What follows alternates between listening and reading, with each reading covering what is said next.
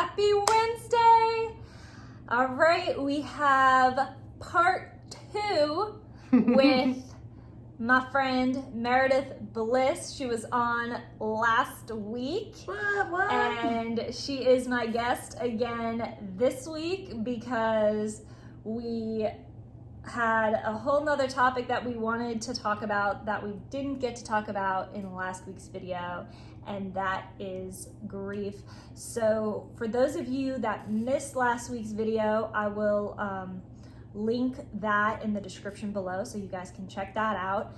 And I'm going to tell you a brief little bit about Meredith.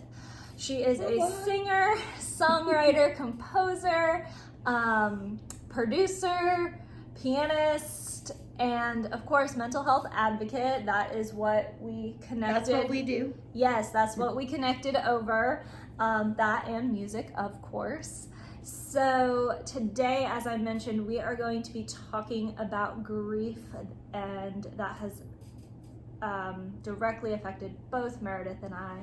So can you, we're gonna just dive right in. We're just gonna jump into this. Yeah. Party? Yeah. Grief party. Yeah, so can you share about that? Such like, it's an intense thing. It is. It is. Well, my journey with grief, by the way, hi there, warriors. My journey with grief when I was 18, my mother was diagnosed with stage 4 cancer. And about a year and a half later, she passed away. And about a year after that, her mother, my only grandparent, passed away. And like a year and a half after that, my father died in an accident. So it was like boom, boom, boom. During that time in my life, there began my journey with grief. Yeah. Well, I mean, sometimes it gets to a point when it's been so many things, you gotta kind of find, not humor in it, but sometimes you gotta lighten it up a little bit, because it is heavy. It's a heavy thing that you carry, and it's something that doesn't go away. It's as I used in last week's video, I used the analogy of a puzzle. When you experience grief, that is a new piece to the puzzle. But again, it doesn't have to define you. Yeah, and I realized one of the ways, that things that dawned on me, or ways that I sort of made sense of it at that time in my life, was I think when we lose someone, it's like we don't ever lose that hole or that missing piece. But we learn to rebuild our lives around it. Yes. That was something that, I don't know, came up in my brain years ago. I had a counselor compare it to, like if someone loses a limb, that phantom limb, you learn to kind of live without it. Yeah. But the pain sometimes doesn't Yeah, it's the whole, I think it's the same idea. You lose a piece of yourself, but you reconstruct. To live without that piece. Yeah. Yeah. And it's tough, and both Meredith and I can speak to that. Do all the warriors out there know your story in this episode? Maybe not? I think most of you know my story, but for those of you that don't, I have lost 3 family members to the choice of suicide. My oldest brother, a cousin, an aunt, and I also in 2018 lost a very dear friend of mine. This makes me want to give you a hug. I'll take a hug. Can I just do that? We can. Okay. We can. And I've also lost 2 grandparents. Well, 3, 4 grandparents. 2. One of them I didn't know. He actually died 2 days before I was born. My dad was. my dad wasn't there when I was born because he was literally putting his father in the ground, burying his dad. That's a weird synchronicity that we have. My middle name, Bliss, is my mother's maiden name. That's how I got Dominica. Her father, Miguel Bliss, passed away while she was pregnant with me just a couple months before. Wow. And I never knew that about Dominica either. Yeah. Well, That's how I got Dominica. That's how I got Bliss. My dad's dad, Dominic. Dominic Arthur. He went by Arthur, but his name was Dominic. And he literally 2 days before I was born passed away. And as I said, my dad wasn't able to be there when I was born because he was burying his father. Oh, and that's how I got the middle name Dominica. And also in Italian it translates to Sunday, so when I was coming up with a stage name for my artist, I was like, oh, Brianna Sunday, Brianna Dominica, that sounds cool for a Christian artist. So that's kind of how that came to be. And my grandpa loved to sing, and from what I hear was quite a good singer, so I just thought it was a nice tribute. I did not know we shared that. No, and my full name is Meredith Blis Sinkoff, and they were going to name me Michael. My mom wanted to name me Michael even though I was a girl, but then everybody fought her on that. So they came up with Meredith instead of, and then they gave me Bliss as the middle name. And I thought Meredith Bliss was cooler than Sinkoff.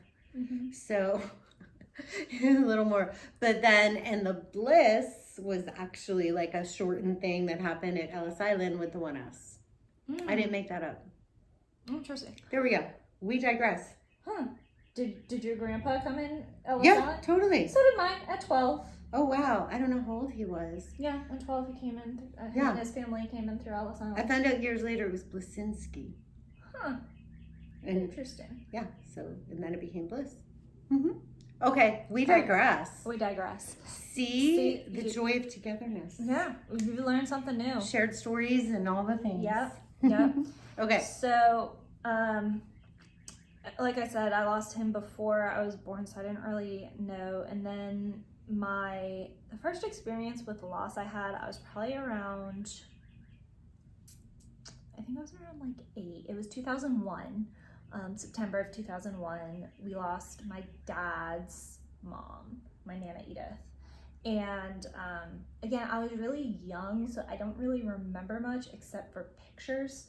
Oh, excuse me, before that, we lost my cousin Chris to the choice of suicide, and I was 4. So totally did not understand that at 4. That's a lot to unpack. I just knew everyone was really sad, and I didn't really know why. I knew Chris wasn't there anymore. But that's really... It's an interesting thing, I think, to speak to as well, like grief and trauma with children. Yeah. And handling them.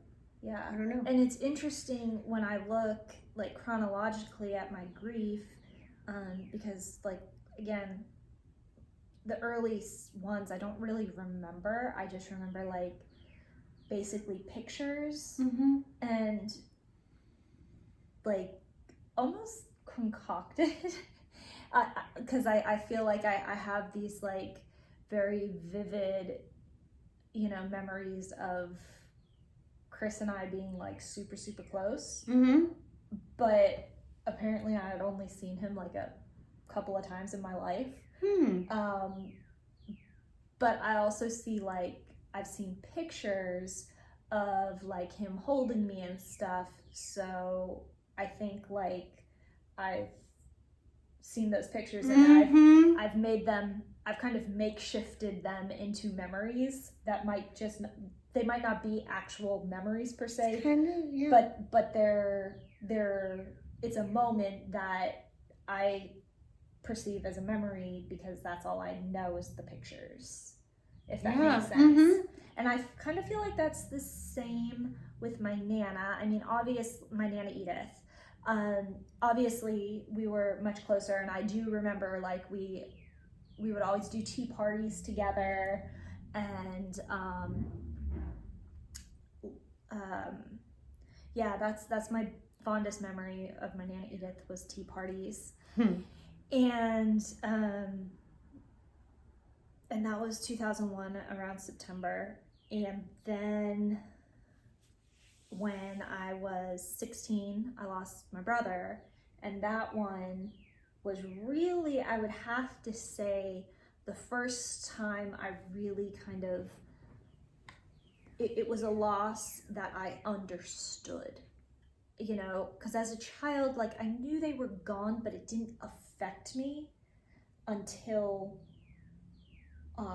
and sure, I missed them, particularly like my Nana Edith. Yeah, I missed her, but I didn't have, it didn't affect me. It didn't. Day to day. It did. And also, your brother was one of your best friends. Yeah, yeah. So like that one really affected me and traumatized me, and was something that I'm still working through 14 years later, and I think I will my whole life. You know, I've learned to live with it. I have learned to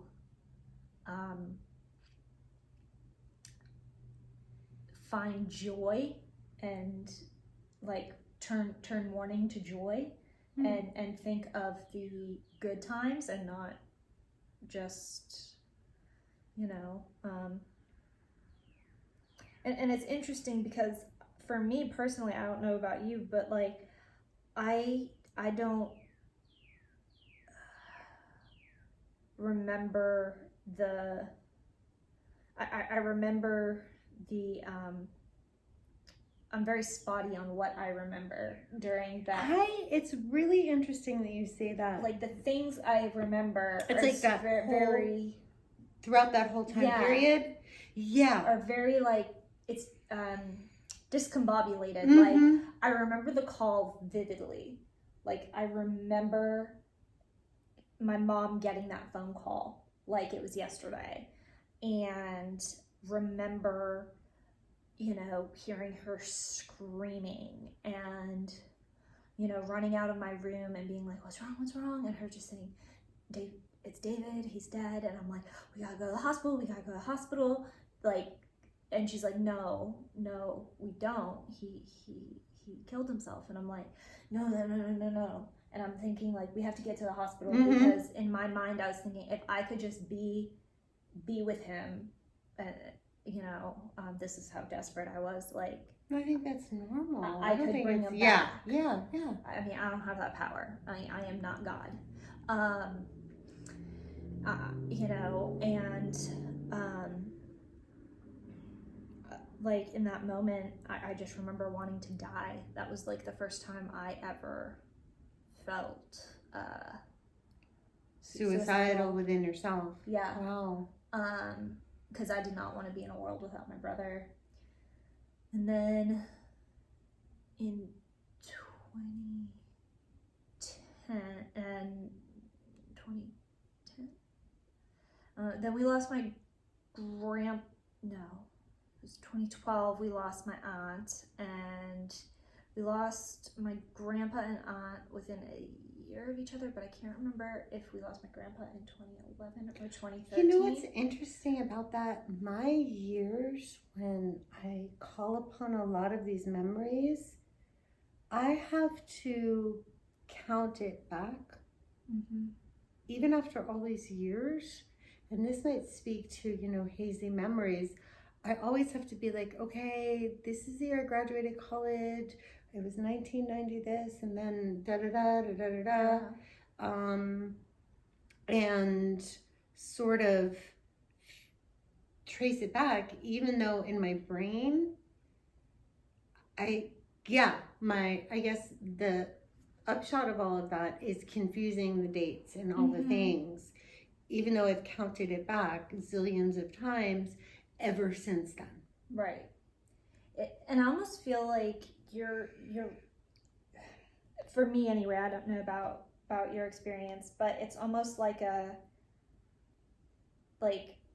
BC AD, before Christ, after death. It's almost like before that person, after that person. Like, I almost feel like my sense of time is, particularly with the loss of my brother, is before David died, after David died. Like, it's just very much split.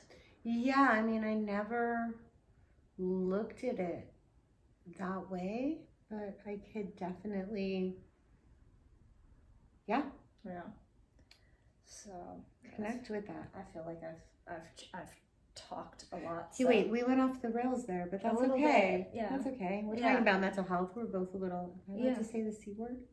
Yeah. We're both a little. What's the word? What's the word? We're both a little. We're warriors, man. We're warriors. Yeah. We're both warriors. We're warriors. So we're both a little wild. Yeah. We're a little crazy like that. Yeah, a little bit. Oh. It's okay. See, that's what I was trying not to say, was the stigma of that. It's all good. We're just warrior girls. We are. And this is who we be. Yep. So we were talking about our stories and our loss and dealing with grief. And as you were talking, I had all these thoughts, and now I got nothing. So then we lost my grandpa, and he died to cancer. So that we kind of like with my brother, it was very sudden. We had no idea. But with my grandpa, we knew, and I could be there. I could say my final goodbyes to him. I could say my piece. I could tell him I loved him. But with particularly with my aunt and my brother, they were so sudden, and I think that makes a difference. I don't know. For me, it did. I think it's because I had more peace when my grandpa died, because I was able to put everything out there and know that there was nothing left unsaid. Whereas I didn't get that opportunity with my aunt and my brother. I think it is a very different experience, because I went through. So I'm curious if that mirrors kind of yours, because your mom was different sick, thing. And then your dad was sudden. So I'm curious if you had kind of that same experience. I think it is. It's still. It still hurts. I don't get us feel wrong. like I could, because I was also, pretty young. So in saying everything I wanted to my mom, I don't know if I ever did, but I had that time. And even though they say you're preparing, you're still never prepared for that moment. Right. And like you said, I remember that phone call. Even thinking about it now, makes me even a little teary. And I think one of the things I wanted to speak to was, it's you have that acute moment, and we talked about the wound healing, but you can still be 10, 20, however many years later, and you're fine. And then it's an avalanche. Yeah. And the certain things can just trigger it. Yeah, you don't even. Yeah, it's just maybe boom. It's a song, a smell, or something. And I think that's quote unquote normal. Yeah. And that's the thing with grief too. And when we're in that acute phase, it feels like that. I don't even know what else to call it. For me, will it was never very much, dissipate. Right. For me, it was very much an out of body experience. Oh yeah. I did not feel like that whole the call, the planning of the funeral itself, all of it was just shock. And I did not. Yeah. I felt completely out of body. Totally. And the irony, I don't know if I've shared this with you. Can I just fill in that? I feel like that is actually pretty normal. Yeah. I mean, when we think about losing someone, especially in a sudden way, it's shock. Yeah. When we talk about PTSD, that is like losing someone, a parent or a loved one, a family member, suddenly is one of the top things that will create that, especially in a way to suicide or, It's interesting because we've never spoken like this deeply with each other about these experiences and some of the overlaps and and how the emotions I did and not things realize like that you were so young when you lost your parents. Like you were only I was in college and then right after college, and I was 16, so like, you were like still kind of baby. Right in that baby age. I know at that time we didn't think we were Didn't babies. think we were babies. We were babies. You know, it just so I didn't realize that we had that similarity of, you know, the trauma so young, trauma like kind of back to back, like in sets of three. You know, you lost 3 people. I lost 3 people, like that connection. And I tend to forget because I zone out. The year after my father was my godmother. Yeah, it's just like it's a lot. And when you look back, and I don't know if any of you listeners, watchers out there have had this, I sit here with you and I tell this story. You talk about being out of body, and I'm like, did that happen? Was that a thing? Like, it's almost like sometimes I'm talking about someone else, but I think we make the decision to either just stop or we keep going. And even if that continuing on is like little mousy ant, I remember kitten steps, whatever it is, like it's just moment by moment and breath by breath. I got one of the cards, I'll never forget it. After my brother died, I was sophomore, and my choir teacher at the time and my high school choir, they all sent a card and signed it, and my choir teacher, Dr. Julie Jensen, signed it, and she said it was a step, then a step, then a foot, an inch, then a mile. And completely. And I didn't, you know, at the time I was like, oh, that's a nice sentiment, but it's so true. It has just spoken so true to my grief journey, because if you would have asked me in that year if I would have made it through a year without my brother, I would have said no. Would I have turned it into a ministry where I am educating other people on mental illness, addiction, bullying, suicide prevention, self-harm, all of these things? No. But that also, I think when we turn our healing journey into helping others. A common mentor of ours, and I know I speak about her a lot, I'll never forget when I first came to town, Cherie said to me, Brianna, sometimes our greatest pains are our purpose. Shout out to Cherie. We love you. Yes, we do love you. And you know, it's so true. It's so true. Yeah. And I think also being kind to ourselves on the healing journey, whatever it is you're going through. I think we are talking today obviously about grief, but I think that there are a lot of things that sort of take on a breakup, a divorce, there are a lot of things, life journey things. And I think we forget that too. Like people tend to think, oh, well, I haven't necessarily lost someone hasn't died. Well, you can grieve a lot of different things. A job, a dream. And also one of the things is that I think sometimes doesn't get enough love is when we lose our furry friends. Yes. That can be, you know. I forgot about that. I lost my dog. Oh gosh, yeah. I mean, it's only taken me. I lost one of my little smushes. That was a cat a few years ago, and it's only taken me till now to be able to tell a story or like show a picture, because and that happens suddenly and unexpectedly too. Yeah. So yeah, shout out to the love for our furry friends who are watching over us. Yeah, that are on and finding. Rainbow Bridge. Yeah. I haven't heard that. You haven't? I'll have to pull it up after this. Okay.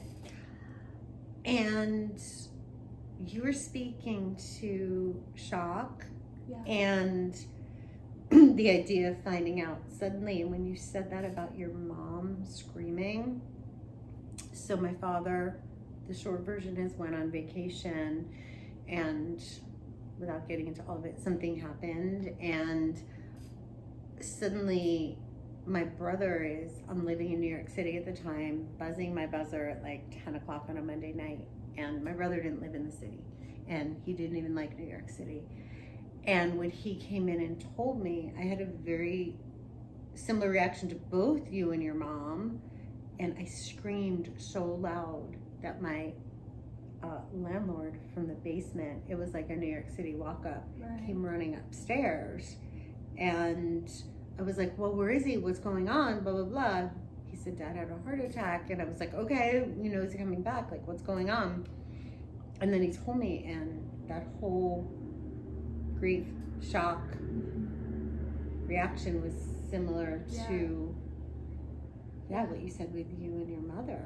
Yeah, and we were the only two home, so we were the ones that had to then, my dad was at a business meeting, and my mom, she had to get into fight or flight and call her husband and tell him to get home right now. Mm-hmm. Did she tell him while he was away, or did she wait till he got home? Well, he was just at a business meeting.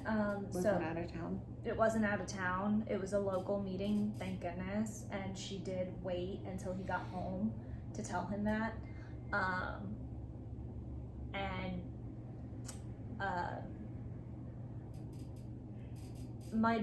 I'd never seen my dad cry before until this was the first time I ever remember seeing my dad cry.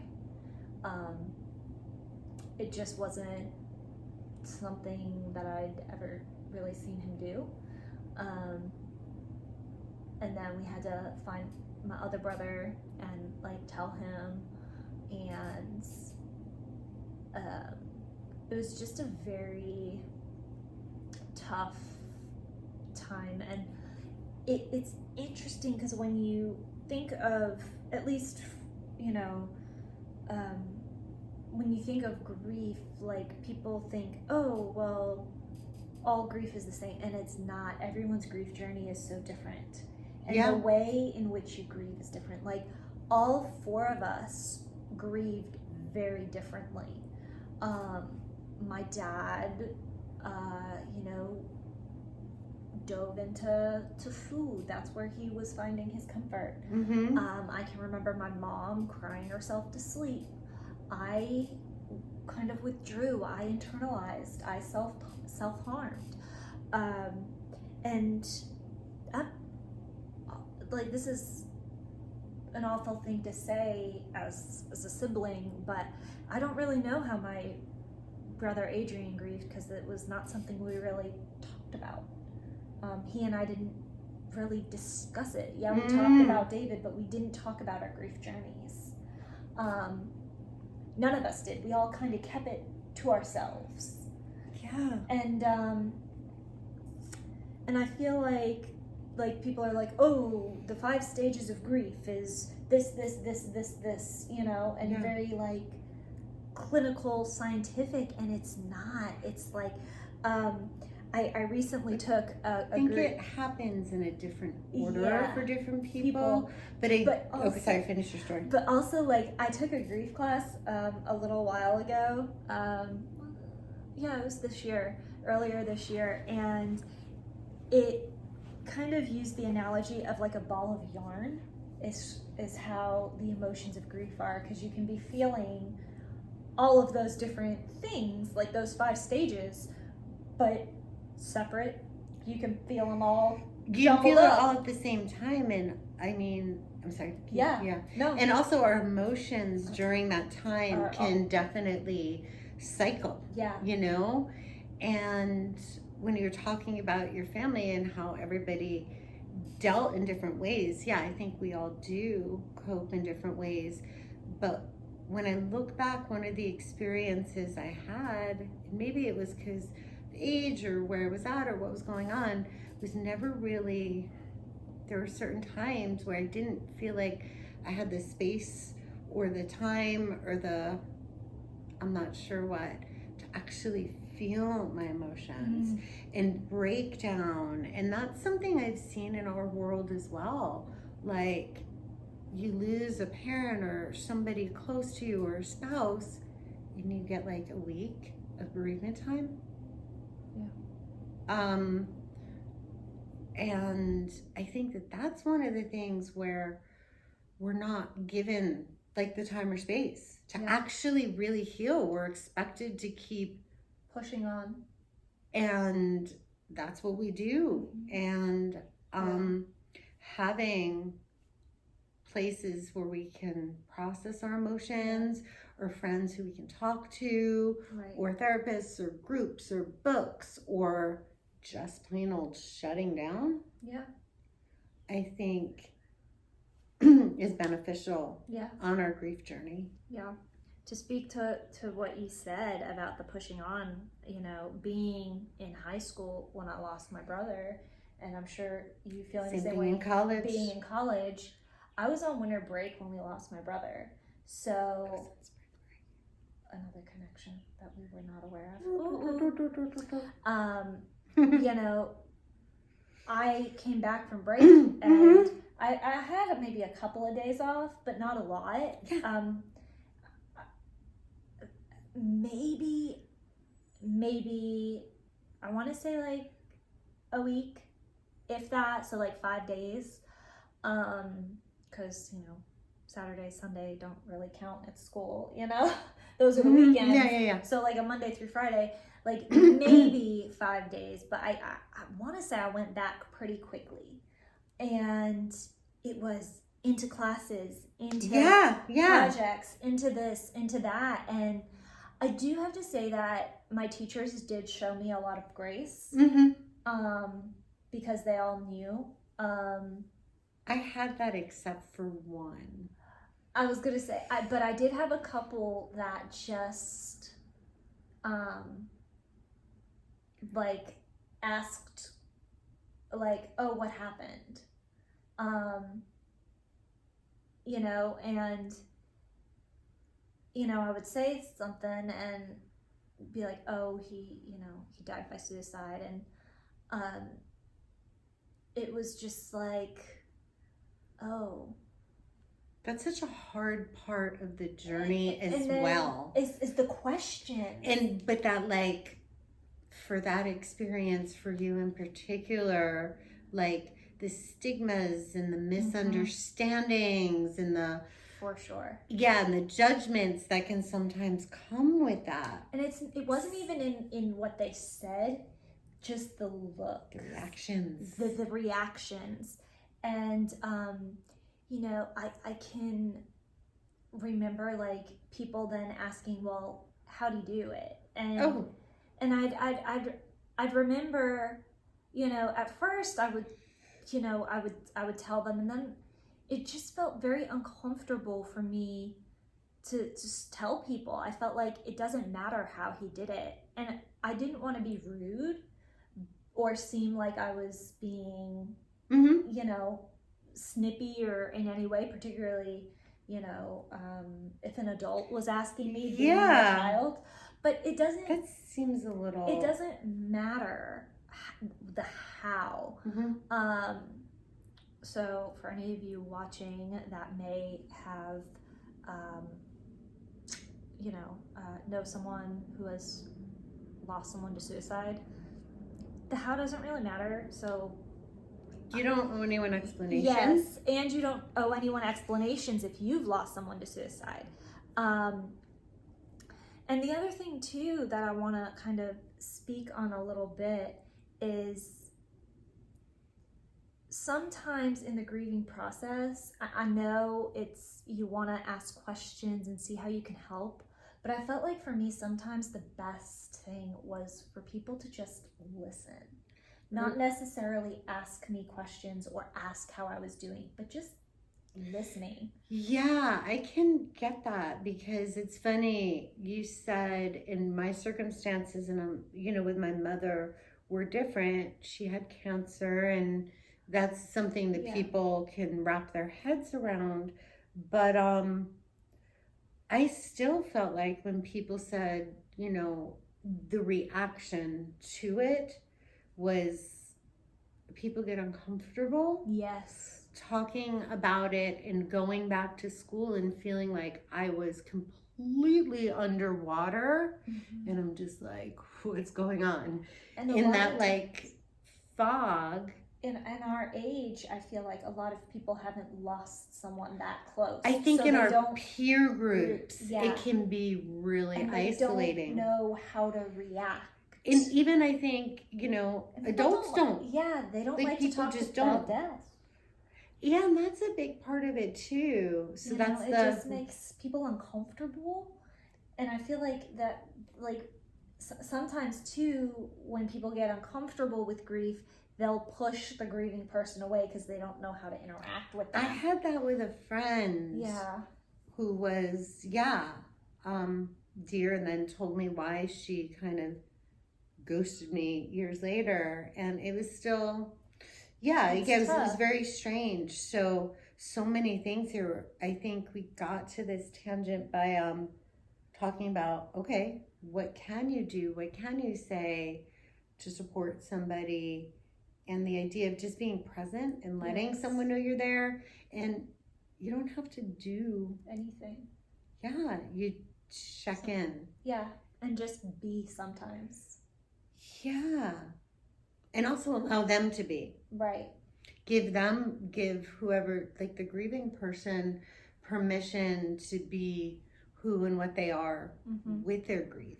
Yeah. And within whatever's going on. And I think just to show some grace to yourself as a grieving person. Oh, well, yeah. I mean, that's the whole other side of it. Yeah. And also, if you know someone that's grieving, show them grace, because, I remember, particularly, with my brother, it was during a time where a lot of kids were just saying, "Oh, kill me now," or I just want to die.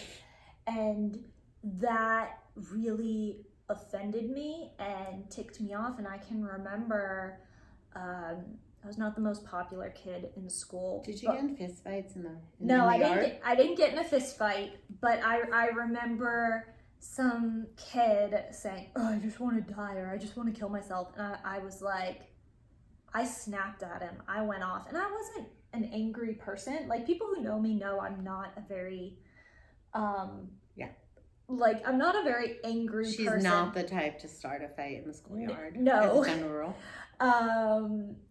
And I just started screaming at this kid, and I'm like, "If you don't say that unless you mean it, and if you mean it, then we need to go see a counselor," and and this kid was just he didn't realize the weight of his word, and he just was like. And I also think grief, when we're experiencing it, makes us sensitive. Yes. It sort of makes you feel like an exposed nerve. Mm-hmm. There's that disassociation of, like I said, feeling sort of like you're underwater, but that idea of understanding that you're processing a lot, and you can have moments where it feels like your nerves are outside your skin. Yeah.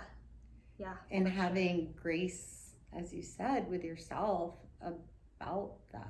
Mm-hmm. And being maybe a little more self-protective, or all the things that we talked about in the last episode in terms of self-care and support system, and, being kind to oneself and understanding the journey. Yeah. And it is a journey. it's a day by day, step by step, and what do we say? Your teacher said, well, I said moment by moment, breath by breath, and then he said inch by inch. Inch by inch, step by step. Foot by foot. Foot by foot, a mile. Or